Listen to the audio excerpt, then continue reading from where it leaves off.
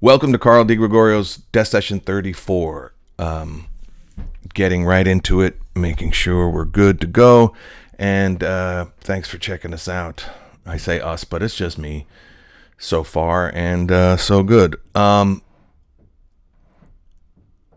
had a moment this week that I want to share where a trusted person in my life made a comment about AI being, able to become a therapist in 15 years.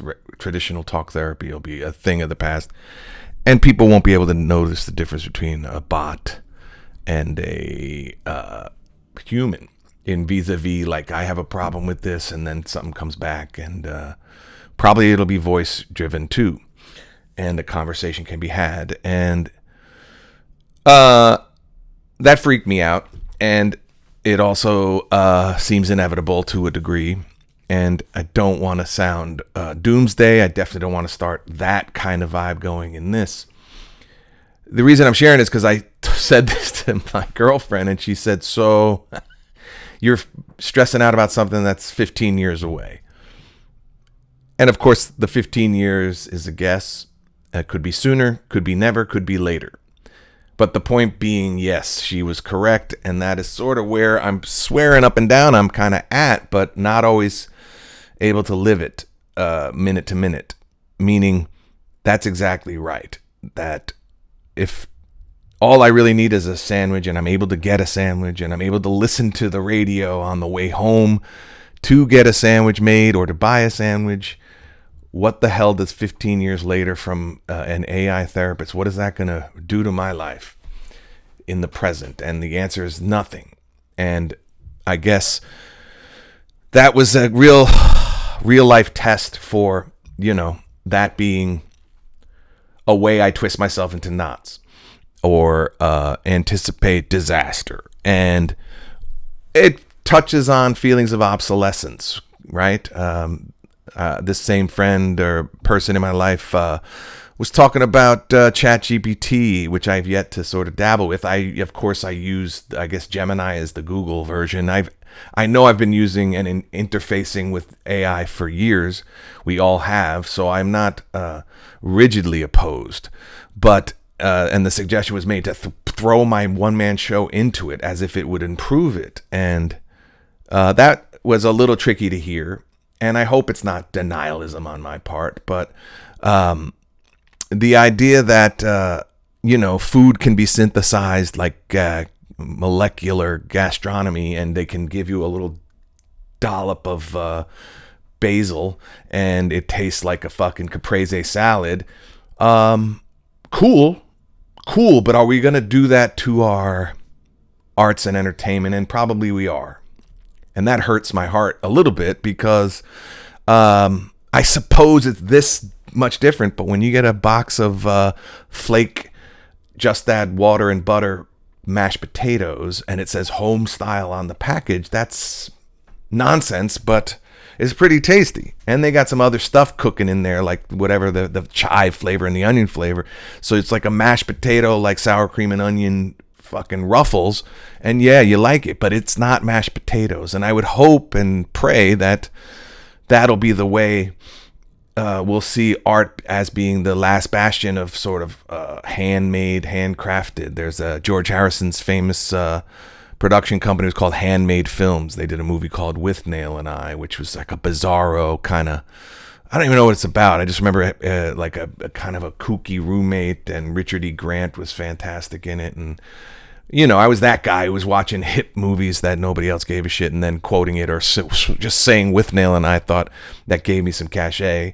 And now I've come full circle to where my philosophy is there's no such thing as a bad Jason Statham movie. But once you put away those sort of snobberies and the youthful ideas of art and shit like that, I'm not trying to be precious. I am just saying that there is anxiety, which is what fear of the future is, right? Too far in the future. And there is anxiety for the artistic types to think why is, if people are going to be contented with putting in prompts and watching their sort of prompt turn into a full-fledged thing and That's pretty incredible. It's almost like customizing your movies. I get that, but what it's going to do is make people who aren't or weren't as creative as possible now be able to sort of finish the screenplay. And that's frightening to me, because sort of the only differentiator between someone who does and doesn't finish things is that the human who has got enough willpower, strength, and fortitude to write the end and to rewrite and to present, that's really the differentiator. And that's how you get through life. As you say, I'm a guy who may not be famous, but I've done 1,000 shows on stage. I've written a play. I've written a book through my toil, and I'm working on a one-man show. And yes, I guess you could have a one-man show with the themes I have, punch that in, and then have as equal a length of show as mine. And then it's up to the actor to present it, and who's to know and who's to care, and all that. And I guess what happens is when you get older, or when you've been on Earth long enough, the fears of the older generations are, I'm being replaced, or I'm obsolete. And then that's when the in my day thing comes. And then you see a lot of online, I watch these reaction videos where they say, the boomers and the Gen Xers and the older millennials are like, this is when people used to sing without auto-tune, and this is what talent looks like. And it's all that intergenerational warfare that, I don't want to be part and participle of. But, obviously AI is being touted as the seismic shift. And to the degree that this relates to me now is, I may be revving myself up for no reason, but it dawns on me that the goal of someone in my situation is, okay, maybe I could get a rough draft out of ChatGPT, but I would notice some differences. I would notice some discrepancies. And I think my touches, my flares, they can't get in here yet. They can't get in here yet. And while the plots may be derived, but they won't have the collective infinite combinations of the grandparents, parents, and siblings I've had, the GPS location of where I was raised, where I was born, where I've been, the maps. Yes, you can follow all that, but they won't have experienced it. And hopefully that human lived experience, another buzzy thing that people are saying, hopefully that will be able to be infused. And maybe I should lighten up and be grateful that I don't have to bang out a first draft, because some of that procrastination and some of the lack of production on my end is just the fact that it's Herculean when you're staring at page one and it's blank. I understand that. And that's not to be romantic about it. And it's not pleasurable. I've been, pounding the pavement as an actor, which is not easy, but it's definitely a skill set that I have that takes less bandwidth, less all-encompassing forewalling. You get an audition, you feel like that's been arranged for you, you learn the lines, that's great, but I'm using these skills that I've developed for 30 years since I was a teenager, so that doesn't feel as difficult as writing. And I have friends who say, well, you write, and that's the salvation, that's the way to make you viable, and I don't counter back because I want to give an argument. I just want to say, do you know how hard it is? It's very, very daunting, and it's all encompassing, and it's vulnerable if it doesn't work out. And then the rewrite, all of it's a heavy lift, and for me it's a heavier lift than just acting and presenting. And even this is not, I'm not telepromptering, I am speaking off the dome. I would be all the stutters and pauses and uhs would have had to have been put into the text for this to even appear to be as if it were written, but then to be extemporaneous.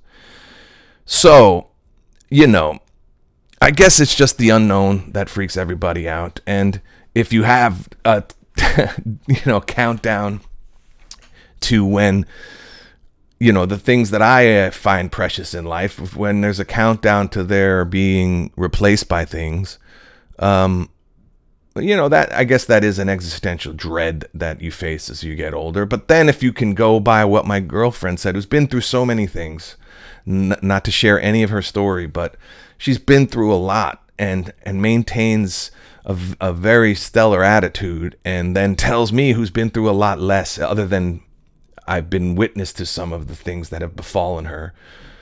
If she can tell me you're worried about something 15 years from now, today, right now, and that's rich, is basically what she's saying, but she's not saying it in a scolding way, and it made me laugh. And of course I said, yes I am. And and there's the idea that if right now is all you need is a sandwich or a coconut water, go get it and you'll feel a lot better, and you won't be thinking about this 15-year dread. And you have it so good that coconut water is a mile away, less than a mile away. I could walk to the gas station on the corner and get a coconut water. Sandwich, not so much, but I have, what I'm saying. And I think, to quote My Way, there were times, I'm sure you knew, when I bit off more than I could chew. I think that's part of where I need to understand, and part of my anxiety is that I take a big bite and then have to process it down, and that is part of putting things too far in the future. One progress I've made this week, and I haven't heard back yet, but I've kept my side of the street clean, is I've kind of narrowed down a potential venue for just the informal reading, and I filled out the online application or information forms for them to get back. I told them I just need room for 10, 15 people, and I just need, simple music stand. I basically explained what I was looking for. I had a date down the line, and so I'm starting to put it out there, and as soon as I hear back and get a yes or no, or find out how expensive it is, I'll pull the trigger on whether or not I'm going to get this first reading out of the way. And the good thing about freaking out about 15 years, I would say, is if that's inevitable, if that's coming, and then today is still plenty of time. That's plenty of notice. I'm the guy, which I've realized, and part of my anxiety is also do it now thing, is to not fall behind. I've had a real ID for fucking, 6 years, 7 years. Whenever the fuck they said the real ID was necessary, or you'd have to fly with your passport domestically, I went and got the shit, made an appointment at the DMV. So all the comics talking about how the DMV is a clusterfuck, it's because you show up desperate, 1 day left on your license, and don't make an appointment, and it's going to take you a fucking all day.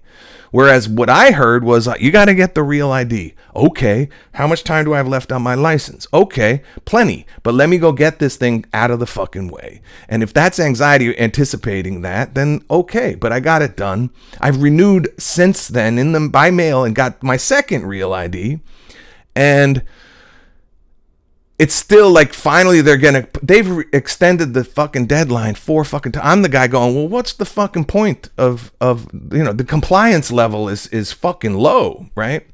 And so good for me, whatever. I was a pretty decent student, not a great one, but and I wasn't a get things done early until later in life, and I wish I would have known that the anxiety was caused by panicking at the last minute, right? So all I'm saying is, if it's 15 years and these inevitablies are happening, the reason I want to hurry up and do this show, which is the way life works, is you got to hurry up, because some of these things have parallel thinking, and other people are going to say the same things, and there's only so much fresh bread on your timeline of the way you phrase things. If that's what you're selling is your turn of phrase, somebody else is going to mingle those words together too. And so you have to be first to market with your bread, with your ideas. This is why Saturday Night Live wins or doesn't win, whatever the hell your opinion might be. Everybody says, oh, they're so clever. They come up with these ideas. No, they're doing current events. They are going to be the first responders. They're brilliant people. They come up with funny shit because that's the job. I'd have to fucking, I'd have to be able to congeal, and they're a company of actors too. So let's not leave the acting out. Not every person on SNL writes. Some of them are literally just performers. So they have a troupe, and then they can throw shit together. And I'm not bagging on it or saying, woe is me. I'm just saying, I understand being first to market is important. But today, what I can manifest, and I hate that word as far as a touchy-feely thing, I can manifest keeping this appointment, putting content out, which is another word that's not great. And I'm not trying to be first to market with current events, but I am trying to not let myself down, which I spoke about last week, and just keep an appointment, keep a date, keep keep seeing how it's going week to week. And, who knows? Maybe I'll need to do this in more doses. Maybe a week is biting off more than I can chew. Maybe there's too much between the two poles for me to get squirrely. Maybe I'm that kind of person. But like I said, I'm the guy who gets the real ID done before everybody else does. And that can't be necessarily a good or a bad thing. It's just how I minimize my grief, is to knock this shit out. And yet the thing that's really to my heart, I've procrastinated. So I have to look at that. Why is it so hard for me to have already read this play? How is it already, it's just, fears of rejection, of the ideas not being as vital, and of also the work that's ahead. Because the hardest part for me is knowing, having a lot of creative friends, also knowing the process. It's like, obviously this first reading isn't there. What you really do want, many cases, is why it's very hard to give people feedback on scripts and things they've written, is what they want is praise, not feedback. And if it needs work, that's like a sum of all fears, because you work so hard on whatever. I think we're now at like 3 drafts. You've worked so hard on 3 drafts. If somebody's going to tell you it needs work, which it does, inevitably will, or at least it needs to be shaped up for performance versus prose, right? If you don't want to hear it needs work, then what do you want? Praise? Or you're maybe masochistic and you want to hear, you want to get crushed. So you can say, see, all these deep, dark fears of mine, this is a piece of shit. Which, even if it were the case, are you going to start from scratch again? And, and the doomsday stuff is, we do have, there's that great, Hamilton is incredible. I don't think I'm stepping out on any opinion hot take, right? Hamilton is in the pantheon of the greatest musicals of all time. I will say there's a through line, in my humble opinion, as far as topical zeitgeisty things. I think it maybe, as far as I can remember, maybe let's start with Hair, then Chorus Line, then Rent, then Hamilton. As far as youth-driven pop music, kind of really being there. Chorus Line's probably a little more of a traditional music, but I don't know if it's the song or just the refrain in the song, or it's part of the recitative, the operetta stuff where they're, talk singing to carry the story. And maybe it is the song. There's so many damn tracks on that thing. I can't tell you which one it is, but it's the one. Why do you write like you're running out of time, like you're running out of time while you're running? Like, why are you writing like you're running out of time? And he's prolific, right? I mean, I forget and there's a sing-song thing where he's written, and he lists like the 42 books and how many laws he put in, and just like he's writing like he's running out of time. Now, he didn't have solitaire or this new fucking game I got with you take the nuts and you move the colors around. Like, he doesn't have those distractions. You're writing by fucking candlelight. You're fucking writing with fucking quills.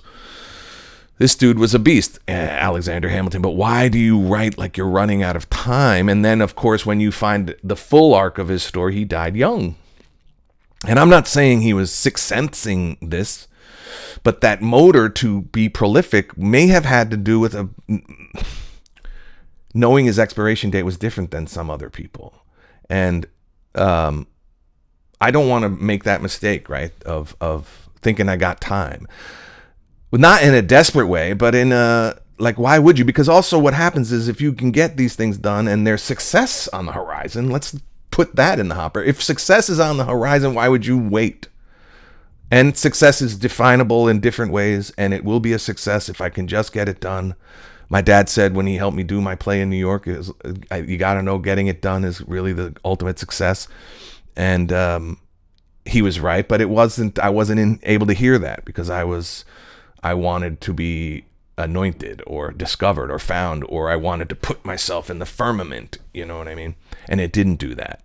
So I didn't even enjoy the process. But if success or ultimate success or a change or a door opening because I do this, why wait? And why am I not writing like I'm running out of time? And we all are. And we all are, and I think that's the metaphor of the line of why do you write like you're running out of time, is we're all running out of time. And so let's, get busy, act busy, Jesus is calling. Remember that bumper sticker? Act busy though, but that's, performing the like, you always do, you start polishing shit when the boss comes in, when you're working in a bar, you just avoid them by looking like you got shit to do. Yeah, I do that.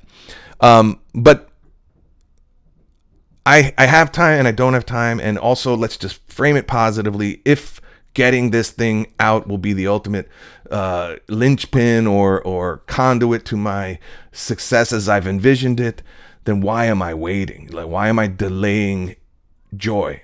And I guess that's another thing that comes up this week is some of the stuff I've been listening to and fighting for joy more than fear, or and it's tough when you're an expirable being.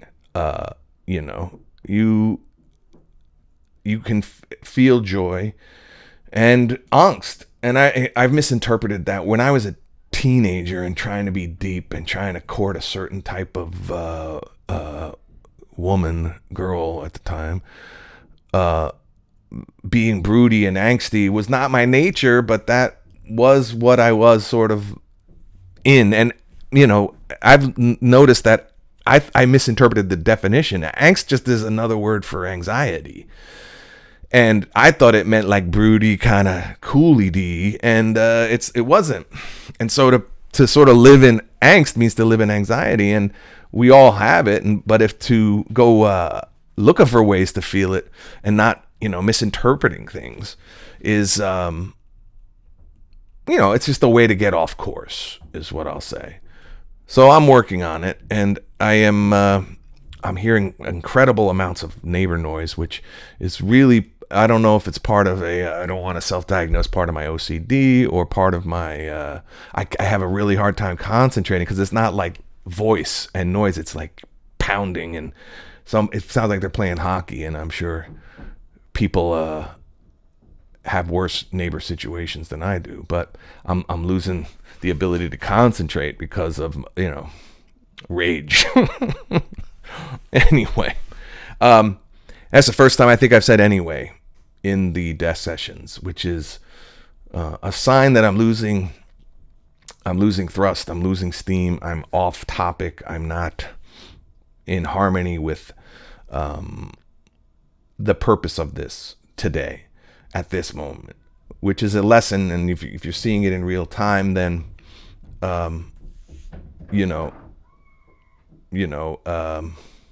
it's not cool.